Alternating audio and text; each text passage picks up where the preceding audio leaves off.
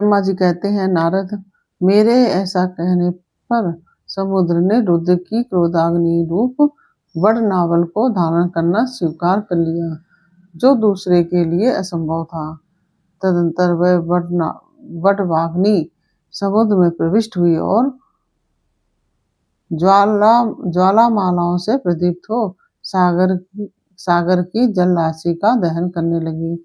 ओम नमः शिवाय। कैसे हैं आप लोग? ईश्वर कृपा से आप सब अच्छे होंगे। ईश्वर सब पे कृपा बनाए रखे, सबका कल्याण करे। आज हम बताने जा रहे हैं श्री शिव महापुराण के रुद्र संहिता तृतीय पार्वती खंड का 20वां अध्याय। ब्रह्मा जी का शिव की क्रोधाग्नि को वडनावल की संज्ञा दे समुद्र में स्थापित करके संसार के भय को दूर करना, शिव के विरह से पार्वती का शोक तथा नारद जी के द्वारा उन्हें तपस्या के लिए उपदेश पूर्वक पंचाक्षर मंत्र की प्राप्ति।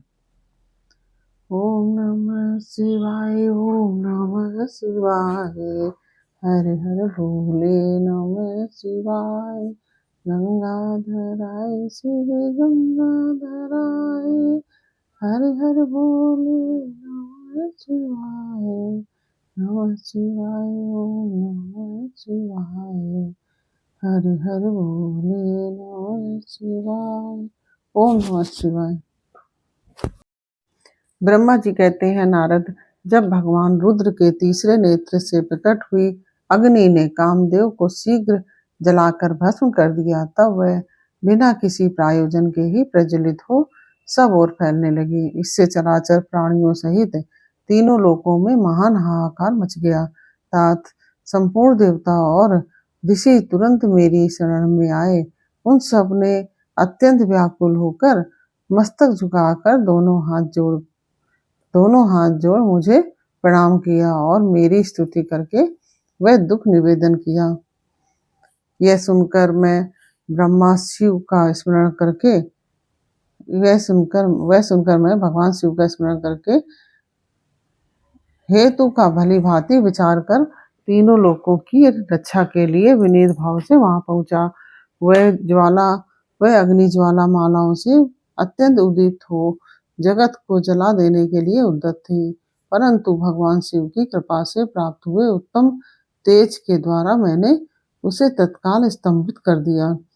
मुने त्रिलोकी को दग्ध करने की इच्छा रखने वाली उस क्रोधमय अग्नि को मैंने एक ऐसे घोड़े के रूप में परिणित कर दिया जिसके मुख से सौम्य ज्वाला प्रकट हो रही थी। भगवान शिव की इच्छा से उस वाडव शरीर यानी कि वाडव शरीर बोलते हैं घोड़े को, वाडव शरीर वाली अग्नि को लेकर मैं लोकहित के लिए समुद्र तट पर गया।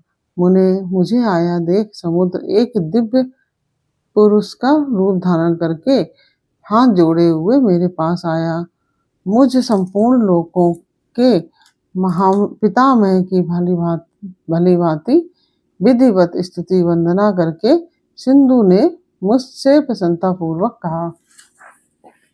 सागर बोला, सर्वेश्वर ब्राह्मण, आप यहाँ किस लिए पधारे हैं? मुझे अपना सेवक समझकर इस बात को प्रीतिपूर्वक कहिए। सागर की बात सुनकर भगवान शंकर का स्मरण करके लोकहित का ध्यान रखते हुए मैंने उससे प्रसन्नता पूर्वक कहा, तात समुद्र, तुम बड़े बुद्धिमान और संपूर्ण लोकों के हितकारी हो। मैं शिव की इच्छा से प्रेरित हो हार्दिक प्रीतिपूर्वक तुमसे कह रहा हूँ। यह भगवान महेश्वर का क्रोध है जो महान शक्तिशाली अश्व के रूप में यहाँ उपस्थित है। यह कामदेव को दग्ध करके तुरंत ही संपूर्ण जगत को भस्म करने के लिए उद्यत हो गया था। यह देख पीड़ित हुए देवताओं की प्रार्थना से मैं संक्रेच्छावश वहां गया और इस अग्नि को स्तंभित किया। फिर इसने घोड़े का रूप धारण किया और इसे लेकर मैं यहाँ आया। जलाधार में जगत पर दया करके तुम्हें यह आदेश दे रहा हूँ कि इस महेश्वर के क्रोध को, जो वाडव का रूप धारण करके मुख से ज्वाला प्रकट करता हुआ खड़ा है, तुम प्रलय काल पर्यंत धारण किए रहो। सरितपते, जब मैं यहाँ आकर वास करूंगा, तब तुम भगवान शंकर के इस अद्भुत क्रोध को छोड़ देना। तुम्हारा जल ही प्रतिदिन इसका भोजन होगा। तुम यत्न पूर्वक इसे ऊपर ही धारण किए रहना, जिससे यह तुम्हारी अनंत जल राशि के भीतर न चला जाए। ब्रह्मा जी कहते हैं, नारद, मेरे ऐसा कहने पर समुद्र ने रुद्र की क्रोधाग्नि रूप वट नावल को धारण करना स्वीकार कर लिया और दूसरे के लिए असंभव था, जो कि दूसरे के लिए असंभव था। तदंतर वह वट अग्नि समुद्र में प्रविष्ट हुई और ज्वालामालाओं से प्रदीप्त हो सागर की जल राशि का दहन करने लगी। मुने, इससे संतुष्ट चित्त होकर मैं अपने लोक को चला आया और वह दिव्य रूपधारी समुद्र मुझे प्रणाम करके अदृश्य हो गया। महामुने, रुद्र की उस क्रोधाग्नि के भय से छूटकर संपूर्ण जगत स्वस्थता का अनुभव करने लगा और देवता और मुनि सुखी हो गए। नारद जी कहते हैं, नारद जी बोले कि दयानिधे मदन दहन के पश्चात गिरजानंदिनी पार्वती देवी का क्या किया। देवी ने, पार्वती जो नंदिनी देवी थी, उन्होंने क्या किया, वे अपनी दोनों सखियों के साथ कहाँ गईं, यह सब मुझे बताइए। ब्रह्मा जी कहते हैं, भगवान शंकर के नेत्र से उत्पन्न हुई आग ने जब कामदेव को दग्ध कर किया, तब वहां महान अद्भुत शब्द प्रकट हुआ, जिससे सारा आकाश गूंज उठा। उस महान शब्द के साथ ही कामदेव को दग्ध हुआ देख भयभीत और व्याकुल हुई पार्वती दोनों सखियों के साथ अपने घर चली गई। उस शब्द से परिवार सहित हिमवान भी बड़े विस्मय में पड़ गए और वहां गई हुई अपनी पुत्री का स्मरण करके उन्हें बड़ा क्लेश हुआ। इतने में ही पार्वती दूर से आती हुई दिखाई दी। वे शंभू के विरह से रो रही थी। अपनी पुत्री को अत्यंत विहवल देख शैलराज हिमवान को बड़ा शोक हुआ और वे शीघ्र ही उसके पास जा पहुंचे। वे फिर हाथ से उसकी दोनों आंखें पोंछकर बोले, शिवे, डरो मत, रो मत। ऐसा कहकर अचलेश्वर हिमवान ने अत्यंत विहल हुई पार्वती को शीघ्र ही गोद में उठा लिया और उसे सांत्वना देते हुए वे अपने घर ले गए। कामदेव का दाह करके महादेव जी अदृश्य हो गए। महादेव जी अदृश्य हो गए थे अतः उनके विरह से पार्वती अत्यंत व्याकुल हो उठी थी। उन्हें कहीं भी सुख या शांति नहीं मिलती थी। पिता के घर जाकर जब वे अपनी माता से मिली, उस समय पार्वती शिवा ने अपना नया जन्म हुआ माना। वे अपने रूप की निंदा करने लगी और बोली, हाय, मैं मारी गई। सखियों के समझाने पर भी वे गिरिराज कुमारी कुछ समझ नहीं पाती थी। वे सोते जागते, खाते पीते, नहाते धोते, चलते फिरते और सखियों के बीच में खड़े होते समय भी कभी किंचित मात्र भी सुख का अनुभव नहीं करती थी। मेरे स्वरूप को तथा जन्म कर्म को भी धिक्कार है। ऐसा कहती हुई वे सदा महादेव जी की प्रत्येक चेष्टा का चिंतन करती थी। इस प्रकार पार्वती भगवान शिव के विरह से मन ही मन अत्यंत क्लेश का अनुभव करती हुई और किंचित मात्र भी सुख नहीं पाती थी। वे सदा शिव का जप किया करती थी। शरीर से पिता के घर में रहकर भी वे चित्त से पिनाक पाणी भगवान शंकर के पास पहुंची रहती थी।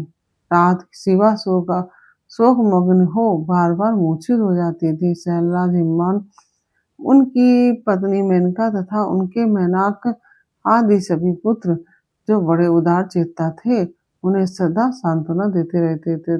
तथापि वे भगवान शंकर को भूल ना सकी। बुद्धिमान देवर्षि तदंतर एक दिन इंद्र की प्रेरणा से इच्छा अनुसार घूमते हुए तुम हिमालय पर्वत पर आए। उस समय महात्मा हिमवान ने तुम्हारा स्वागत सत्कार किया और कुशल मंगल पूछा। फिर तुम उनके दिए हुए उत्तम आसन पर बैठे। तदंतर शैलराज ने अपनी कन्या के चरित्र का आरंभ से ही वर्णन किया। किस तरह उसने महादेव जी की सेवा आरंभ की और किस तरह उनके द्वारा कामदेव का दहन हुआ, यह सब कुछ बताया। मुने, यह सब सुनकर तुमने गिरिराज से कहा, शैलेश्वर, भगवान शिव का भजन करो। फिर उनसे विदा लेकर तुम उठे और मन ही मन शिव का स्मरण करके शैलराज को छोड़ शीघ्र ही एकांत में काली के पास आ गए। मुने, तुम लोकोपकारी ज्ञानी तथा शिव के प्रिय भक्त हो, समस्त ज्ञानवानों के शिरोमणि हो, अतः काली के पास आ उसे संबोधित करके उसी के हित में स्थित हो उससे सादर ये सत्य वचन बोले। नारद जी ने, तुमने कहा लोक काल के, तुम मेरी बात सुनो, मैं दयावश सच्ची बात कह रहा हूँ। मेरा वचन तुम्हारे लिए सर्वथा हित कर, निर्दोष तथा उत्तम काम्य वस्तुओं को देने वाला होगा। तुमने यहाँ महादेव जी की सेवा अवश्य की थी, परंतु वह बिना तपस्या के गर्वयुक्त होकर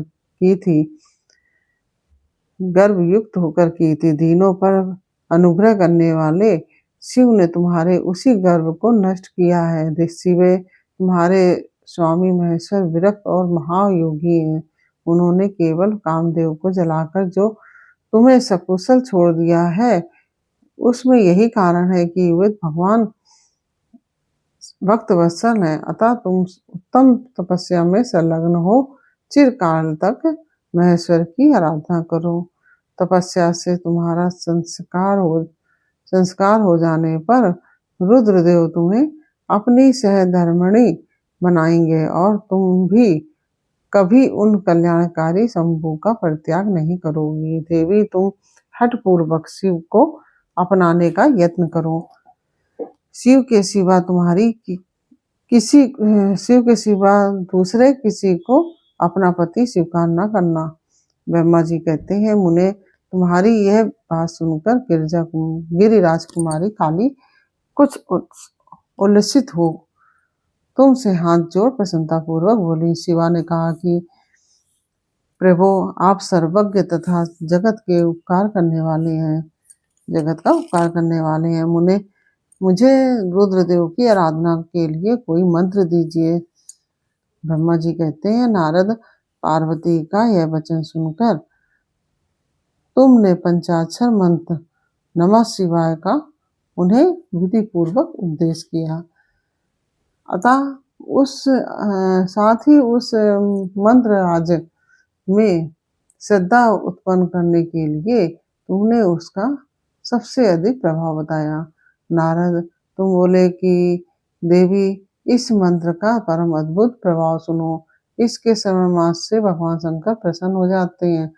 यह मंत्र सब मंत्रों का राजा और मनवांछित फल को देने वाला है। भगवान शंकर को बहुत ही प्रिय है तथा साधक को भोग और मोक्ष देने में समर्थ है। सौभाग्यशालिनी, इस मंत्र का विधि पूर्वक जप करने से तुम्हारे द्वारा आराधित हुए भगवान शिव अवश्य और शीघ्र तुम्हारी आंखों के सामने प्रकट हो जाएंगे। शिवे, शौच, संतोष आदि टीमों में तत्पर रहकर भगवान शिव के स्वरूप का चिंतन करती हुई तुम पंचाक्षर मंत्र का जप करो। इससे आराध्य देव शिव शीघ्र ही संतुष्ट होंगे। साध्वी, इस तरह तपस्या करो। तपस्या से महेश्वर वश में हो सकते हैं। तपस्या से ही सबको मनवांछित फल की प्राप्ति होती है, अन्यथा नहीं। ब्रह्मा जी कहते हैं, नारद, तुम भगवान शिव के प्रिय भक्त और इच्छा अनुसार विचरने वाले हो। तुमने काली से उपर्युक्त बात कहकर देवताओं के हित में तत्पर हो स्वर्गलोक को प्रस्थान किया। तुम्हारी बात सुनकर उस समय पार्वती बहुत प्रसन्न हुई। उन्हें परम उत्तम पंचाक्षर मंत्र प्राप्त हो गया था। इसके साथ ही ये 20वां 21वां अध्याय पूर्ण हुआ। ये अध्याय कैसा लगा आपको? अच्छा लगा हो तो वीडियो को लाइक शेयर अवश्य कीजिए और कमेंट में ओम नमः शिवाय अवश्य लिखिए। और यदि आपने हमारे चैनल को सब्सक्राइब नहीं किया तो प्लीज़ हमारे चैनल को सब्सक्राइब कर लीजिए और बेल आइकन बटन अवश्य दबा दीजिए, जिससे कि हमारे आने वाले सारे वीडियोस आपको प्राप्त हो सके। फिर मिलते हैं आपसे अगले अध्याय के साथ अगले वीडियो में। तब तक के लिए ओम नमः शिवाय। राधे राधे।